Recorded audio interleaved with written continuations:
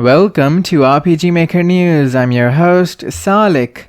And in today's news, we have a pack of elemental fantasy icons by Devilus, an icon pack of worldwide currencies by Miontomaru Magnuson, a music pack of 47 post-apocalyptic ambient tracks by David KBD, another music pack of 8-bit tracks by Destiny Knight, an MV plugin by Mikan Hako that changes the layer of the first 50 picture IDs to be on the same layer as sprites, an MZ plugin by Noon that adds a scene to change and sort characters, and lastly, Grand Taiga Park and Woods Tilesets by Coco Reflections.